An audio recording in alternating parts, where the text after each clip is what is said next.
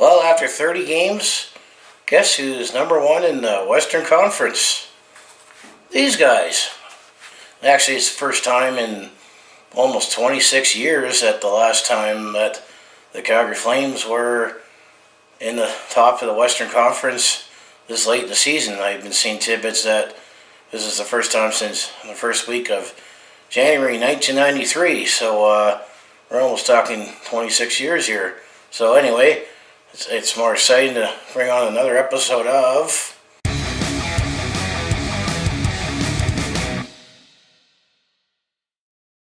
Hi there, it's Brett Hornby here.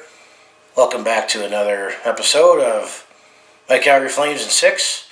We're up to episode 6 here, and in this episode we're covering games 25 to 30 here, and so far since I've been doing this sports recap series, this has definitely been the best 6-game segment here as the Calgary Flames actually collected 11 out of a possible 12 points in this segment here, and definitely has come a long way from that 6 weeks ago when I needed to drink some whiskey there to talk about one ugly game here. But there was another game there that I think that'll cover here that I think both teams must have had some whiskey before, during, and after the game.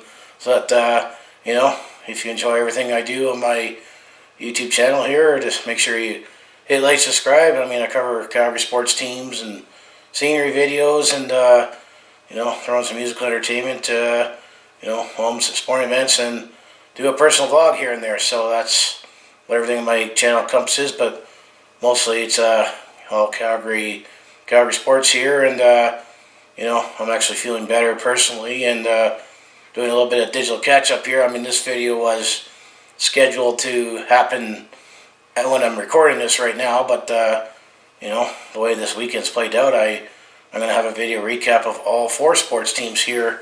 The last one here coming up, I'll definitely need to put some more production in because, spoiler alert, the Calgary Stampeders did win the Grey Cup, but I haven't made that video yet. But in the meantime, let's talk Calgary Flames here.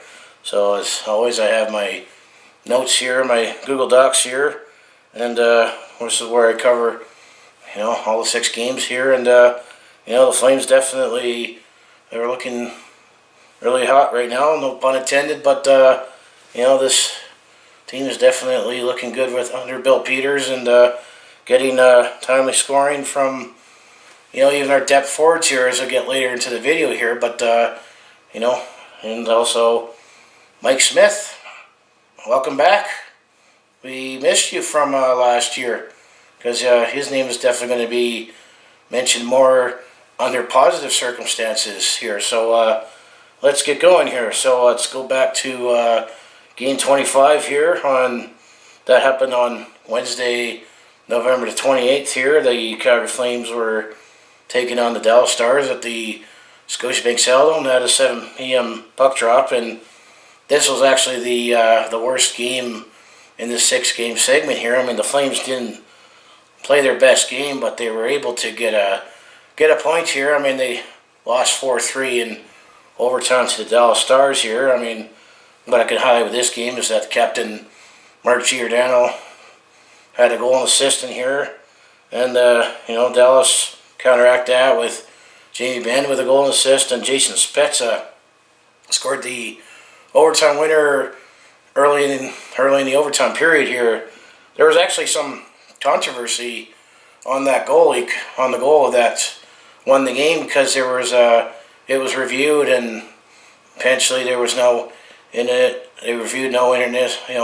interference with the goalie here, so the goal stood, and the Calgary Flames had to settle for a point here in this game. I mean, David Riddick, who actually started that game, joked that he should have just lied down the whole time, and maybe it would have changed the outcome, but it is what it is. This was one of those games where I said Calgary didn't play that well, but they had a 3-2 lead here, but then when Gavin Bayreuther scored the tying goal, midway through the third period, that definitely changed the tides here. So, this was the only blemish here when I go ahead on this recap here, but, Dallas right now, I look at them as a bubble team, and they're in that tough Central Division there. So at least you get a point out of it, but it's always better to get two at the end of the day. But anyway, moving on to Game 26 here. This happened on Friday, November 30th. The Flames were taking on the Los Angeles Kings at the. This also was at the Scotiabank Saddledome with the 7 p.m. puck drop, and right now the LA Kings are definitely at the bottom of the standings here, and the Calgary Flames definitely took advantage of this LA Kings team right now, as they had a big third period, a big third period with 3 goals. And the other thing that stood out in this game is that the Kings were only suppressed to 14 shots in all, so it was definitely a great defensive effort. Leading the way with the Flames for this game was Michael Backlund with 2 goals and an assist here, and Matthew Tkachuk, Elias Lindholm, those usual suspects chipped in with points. Both had 2 assists each, and Mike Smith, he just needed to turn over 13 shots in the win there, and the Flames definitely assaulted the Kings with the 37 to 14 in shots here, and as I figure, if you're going to make the playoffs here, you definitely got to take advantage of teams that are lower in the standings and collect points like a frequent shopper here, and make sure you build yourself up a lead here, especially, we're still in December here, the second quarter of the season here, where actually play-by-play guy for the Flames, used to be with the Flames, Peter Maher, always say you take more stock in while the team is looking in the second quarter here, and right now, this team is definitely looking for real, and, cautiously, I'm getting more excited here.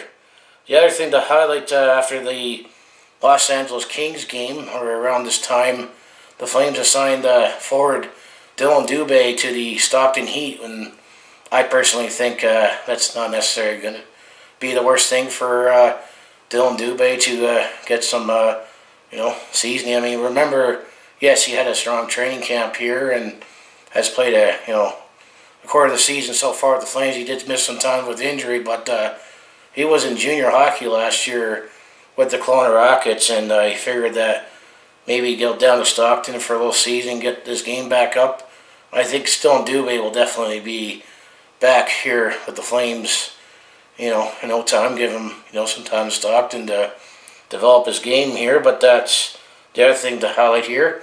So after taking on the Los Angeles Kings here, the Flames had another team on the schedule that they need to take advantage of and collect some points. As Game 27 was on Sunday, December 2nd, the Calgary Flames took on the Chicago Blackhawks at the United Center with a 5 p.m. puck drop, and yet another strong effort from the Flames to take advantage of a team lower in the standings. Sean Monahan, another usual suspect who's been in the top 6 part of the scoring of the Flames, scored the go-ahead goal, or the opening goal, and then he got go-ahead goals from Elias Lindholm, another top line player, and actually Derek Ryan, one of the free agent signings to fill up the bottom 6, fills it in the net in the second period here. There was no scoring in the third period, and Mike Smith, once again, had a strong outing with a 22-save performance here. So, these couple games here where Mike Smith playing against lower-seeded teams has definitely been what he needed to finally get his confidence back and, see the old Mike Smith that we knew from the first half of the season last season. And unfortunately, he had the injury and things just went down south here. But, hopefully him and David Riddick have been pushing each other. That Calgary's going to have a strong tandem here going down the stretch here. So that was definitely the Chicago game. But this game definitely was extremely wild, or come up with all the cliches you want, or actually Mike Smith himself, the goalie, quoted it. It was a flashback to the 1980s here, as Game 28 happened on Tuesday, December the 4th. The Calgary Flames took on the Columbus Blue Jackets here, and a Tuesday night game against Columbus. This definitely turned out to be a lot more exciting game. And then this happened on the road at the Nationwide Arena at a 5 p.m. puck drop. But once the puck dropped, it definitely felt the back of the net 15 times here, because this was actually a 9-6 game for the Calgary Flames. Yes, you heard that right. 9-6. So let's how to start this one is Johnny Gaudreau. He scored the first goal in the game here, and then in the first period, Columbus scored 3 goals, and Columbus was up 3-1 after the first period here, and then Columbus took an early 4-1 lead in the second period. And if you would have said, yeah, the Flames will come back and you'll win this game 9-6, you'd think you're from the planet Jupiter, crazy here. But after, when the Flames were down 4-1 early to the Columbus Blue Jackets here, they scored 5 straight goals here, and then Columbus potted one late in the second period, and then it was a 6-5 game after 2. And then Calgary scored 3 more in the third, and Columbus potted one for the 9-6 victory, and 15 goals in this period, in this whole game here, which is crazy to think that also that the Flames and the Blue Jackets, both teams are trying to be more defensively sound here, but defense was just tossed out the window here. And the other tidbit I came up with this game that I saw online is that, as I mentioned, the Flames scored 5 goals in the second period. This was the 4th time that the Calgary Flames have scored 5 goals in a period here, which actually, well, no surprisingly, leads the league. But the Flames have 4 periods where they scored 5 goals. The rest of the NHL, all the other 30 teams, have only done that 3 times. So that's definitely an interesting quirk here.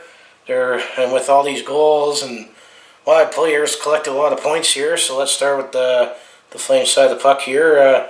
Johnny Gaudreau and Sean Monahan each had 2 goals and 2 assists this game. Matt Tkachuk had a goal and 2 assists for 3 points. And captain Mark Giordano, 3 assists. And defenseman Travis Hamonic had 2 assists. Well, that's on the Flames side of the puck.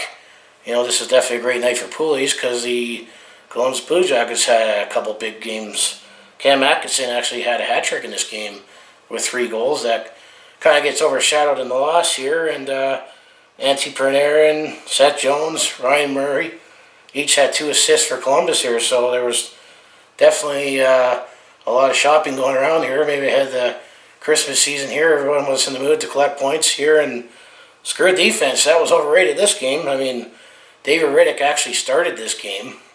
Then he got chased out of the first period, and Mike Smith came in and kind of stabilized the net there. And then even Columbus, Sergei Bobrovsky's been having a rough season, but he started the net, but then he actually lasted 8 goals, believe it or not. And Jonas Korpalo, or sorry if I missed your name, finished the game here. So all 4 goalies that dressed in this game actually played in net, and you can't really, Bill Peters and John Tortorella are probably both going to say you can't really evaluate goaltending another game like this, but this is definitely a wild one here. And 9-6, that's a lot of scoring for, not for football, but definitely for hockey. It's unheard of, especially, scoring's been up in the NHL this year, but to see a 9-6 game, it's just crazy and insane. I'm going to say, Calgary and Columbus, they decided to play a football game, and it was a defensive struggle, and both teams traded field goals, and Calgary scored the winning field goal late. Let's say that too. But that was definitely a wild one. But I guess they're more fun when you're on the right side of the wild one here. So anyway, let's go on to game 29 here. This happened on Thursday, December 6th. The Calgary Flames got back home to the Scotiabank Saddledome to take on the Minnesota Wild here. While there was much less scoring as what you expect here, it was wild in its own ways with this game here. First, it was definitely a more defensive game for both sides. Well, but that's what you expect with Calgary, Minnesota. Calgary's definitely stressed that this year, and the Minnesota Wild, they're long gone the days when they first came to the league with Jacques Lemaire and their trap, but the Minnesota definitely proved, I was always proud on playing defensive sound hockey here, but First the game started off with, it looked like Elias Lindholm scored the first goal in the first period here, and eventually the coach for the Minnesota Wild, Bruce Boudreau, challenged an offside, and the puck was just offside that the officials missed, so that wiped that goal out, but eventually Elias Lindholm still did score 2 goals in this game for real. So, I guess you could say might have got robbed of a hat trick if there wasn't a challenge there, but, that was all the scoring in this game. Elias Lindholm scored 2 goals, and Mike Smith, once again, picks up the shutout with 31 saves here, but that's definitely the ordinary parts of the game where the got the timely scoring and got strong goaltending from Mike Smith here, but ultimately I think this game is going to be remembered more for some extracurriculars here. As a couple incidents happened in this game. In the third period here, Mark Giordano had a play where he needed Mikko Koivu about 8 minutes left in the third period. Mark Giordano did get a penalty on the play there, and ultimately the league took notice and he got suspended for 2 games for that kneeing incident with Mikko Koivu. So that's the first time Mark Giordano has been suspended here, but things also got a little crazy here within the last couple minutes of the game. Matt Dunbar for the Minnesota Wild here hit Michael Backen up a little high there, and one of the call-ups that the Flames had, who was mostly just kind of a scrapper, Ryan Lomberg, came in and stuck up for the team and that, and Michael Backlund, who knows how long he's out for, but Ryan Lomberg did get a 1-game suspension for, he sticked up for his team here, and Bill Peters actually got fined $10,000, but one of the league rules here is that if a player instigates a fight within the last 5 minutes of the third period, the player automatically gets a 1-game suspension, and Bill Peters, the head coach of the team, gets a $10,000 fine here. So, I'm going to say Ryan Lomberg, he's just a fourth liner in my mind that only plays like 5 minutes a game, so that's 1 game, when he's here for depth anyway, and I'm sure Bill Peters don't mind paying the $10,000 to show this team as, pride and wanting to stick up for each other, but as I get to after recap the last game, this definitely adds more injuries and a couple suspensions is testing the depth here of the Calgary Flames here. But just for 1 game here, the Calgary Flames showed that maybe we got some depth, or we're more than just a top 2 line team. But game 30 was definitely, I felt, the biggest test here. As it turned out, it was a battle to get first in the Western Conference here, and game 30, Saturday, December 8th, the Calgary Flames took on the Nashville Predators. It was an 8 p.m. puck drop at the Scotiabank Saddledome on Hockey Night in Canada here, and depth has been tested on both sides here, because the Nashville Predators have had some injuries on blue line themselves, most notably, PK Subban's been out, but one of the call-ups that the Calgary Flames recently had with some injuries on the blue line is Oliver Shillington actually opened the scoring early and scored his first goal in the NHL, so congratulations to him. And then Colton Sissons for the Nashville Predators scored in the last minute of the first period, so it was 1-1 after 1. And then Sean Monahan did score the go-ahead goal in the second period, and then Craig Smith tied it up early in the third to make it 2-2, and then the Flames definitely scored a few more goals here in the third period.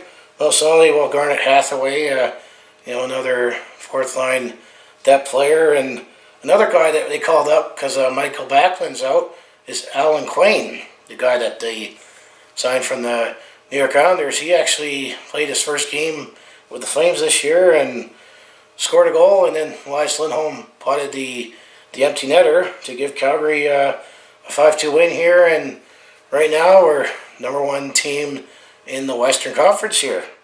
Other thing to add in here is that Oliver Shillington also got an assist on this game, and same with Rasmus Anderson got an assist as well. So, definitely our bottom pair of defensemen, who were called up from the farm. We weren't originally on the opening day roster, but looked at as, prospects for the future are contributing here. I mean, how I could sum up this game is that we got some timely scoring from our depth, not just, the usual suspects in the top six here. And Mike Smith, once again, started the game, had 25 saves, and for some reason, UC Saros started the game. Pecorino is slowly coming back here, but I know that the first time the Flames played the Predators at home, Pecorino got hurt, but then UC Saros bailed him out, so I think that was the decision why they started UC Saros in that game. He had 20 saves in the loss there, so that Calgary was 5-0-1 in the 6-game segment here. Best 6-game segment you can possibly get without being 6-0 here in my Calgary Flames in 6 series here. But, keep in mind that during this 6-game stretch here, Calgary has been without defenseman Yusuf Valimaki, who I think maybe he's about to be back here soon. I mean, they still say week to week lower body injury. I think it's not lower upper, but he's been out. Same Michael Frolik, he's been out for a couple weeks as well, and another steady guy in the 3M line. And as I mentioned, Michael Backlund just got hurt from that high hit, Matt Dunba, and then Michael Stone, the one defenseman that has a blood clot but in his arm there. But apparently, I hear he's starting to practice again, so maybe we'll get some veterans back. But we're definitely still getting contributions from the bottom 6 defensemen here. Guys that have been playing more. I mean, Austin Zarnik, is one of the depth forwards that has always been on the team. He's been playing more, and although it's a little precarious, but times are a little thin on the defense right now. Dalton Prout has actually played a couple games, and Prout there has been playing more games here, and then we still got a suspension from Mark Giordano with the one more game, and then call-ups that the Flames have had in the lineup is Andrew Mangiapane, Alan Quinn, and Renat Believ, who was acquired in the Brett Kulak trade. So we'll see how things play out, and hopefully we can get some players back here. And then one more thing to note for player movement here is that the Flames actually made a little trade here with the excuse me, I'm still battling a cold here, but the Flames made a little trade here. More likely it's the Heat and Marlies that made a deal.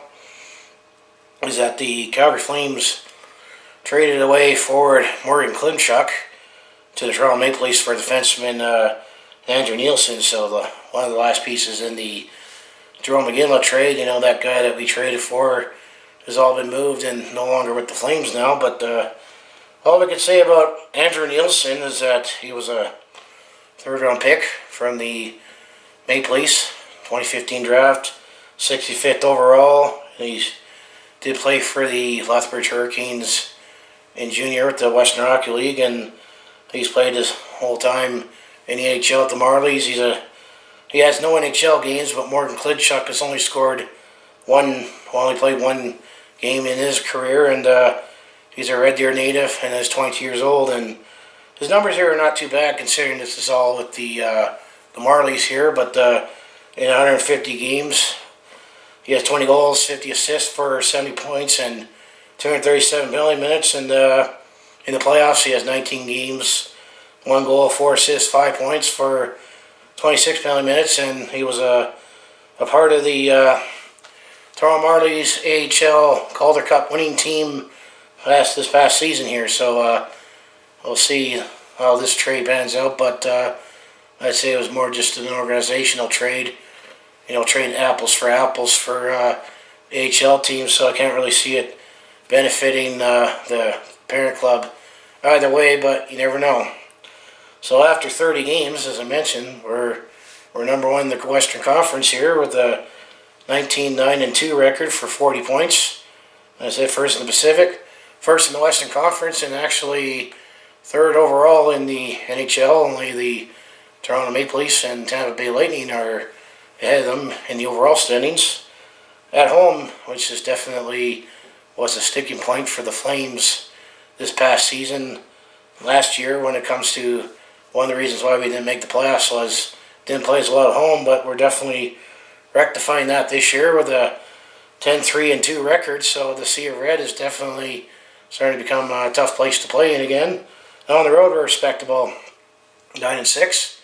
That's what you expect. I mean, more often than not, teams play better at home. But now when we look at our other team rankings here, power play, which definitely was painful last year, has definitely been much better. We're at a 22.9% efficiency.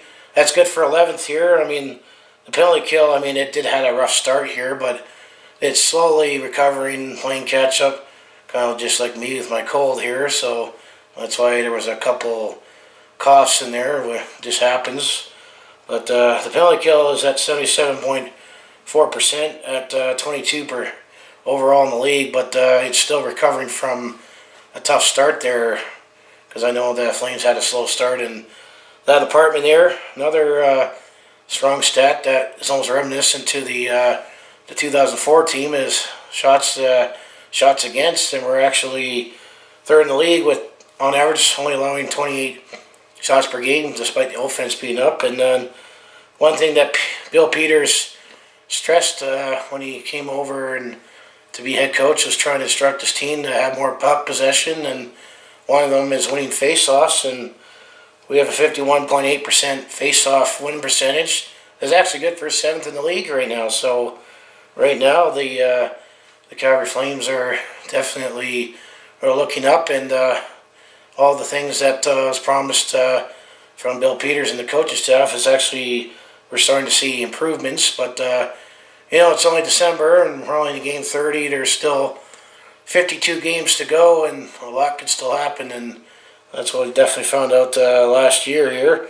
So if I can bring up some stats here for the Calgary Flames here, player stats here. We'll just quickly go over a few player stats here, and then we'll look ahead to the next 6 games for the Calgary Flames. So let's bring it up here on the phone here. So when it comes to points here, Johnny Gaudreau is leading the team with 39 points. Sean Monahan second with 35. Elias Lindholm is third with 34. Matthew Tkachuk is fourth with 33, and then Mark Giordano runs up the top 5 with 29. And then when it comes to goals here, Sean Monahan is leading the way with 18 goals, followed by Elias Lindholm with 16. Matthew Tkachuk is third with 13. Johnny Gaudreau is fourth with 12, and then Michael Frolik, he's still fifth in the team with 7 there, but he had I think a few while back there, he had a game where he had a hat trick, so that helps as well. So when it comes to assists here, Johnny Gaudreau is leading the way with 27 assists, followed behind Mark Giordano with 26. Matthew Tkachuk is third at 20. Elias Lindholm is fourth with 18, and Sean Monahan is fifth with 17. So that's the players. And then plus minus here, the one thing we can highlight here is that TJ Brody is actually a plus 20, and I believe he's up there, or maybe he is up there as the best in the league. And then right behind him is Mark Giordano at 16, plus 16. So this trade that we made with Dougie Hamilton is definitely looking much better for these guys than the Hurricanes there. I mean, as I know is that Dougie Hamilton, he's not in the top 2. He's in the top 4, but Carolina has had has strong defensively, and Michael Backlund, you ride with him hot and cold there. But this trade is definitely, and we don't know about Adam Fox here, but yet being a prospect from Harvard here, but this trade is starting to look better for the Flames right now in the short term. Elias Lindholm definitely putting up the numbers, and Noah Hannafin has been the nice pairing with Travis Hamonic for the third, fourth defenseman here. So anyway, when it comes to goaltending, these numbers are starting to look a little better here. Is that David Riddick's goals against average is .239, and Mike Smith actually is now below 3 at .288. And when it comes to save percentage, I mean, Riddick is .919, and Mike Smith's almost getting to that 900 mark at .894. And then when it comes to wins, Smith has 11, Riddick has 8. And then when it comes to shutouts, Smith has 2, and David Riddick has 1. So, right now, I mean, considering where this team is at, and this is part of the fun of doing these recap series regularly, is get to ride the ups and downs of the hockey team throughout the season. They had that extra long preseason with the China trip and then I felt we started off okay, and then we had that slow start, and then we had that night where we got our butts whooped against the Pittsburgh Penguins. But it seems like from that night on, Calgary's at a crossroads, and they're starting to lean towards the right direction here and putting up wins and getting timely scoring, and there's still definitely lots of time to go here, and hopefully we can get some more offense from our bottom six. I mean, you don't hear much about James Neal, or you barely hear about Mark Jankowski or Sam Bennett. I mean, Sam Bennett's definitely contributing in other facets of the game as a checking forward here, but if this team get into the playoffs here, I think this team could be built to actually go somewhere, considering who we match up with in the playoffs here. So,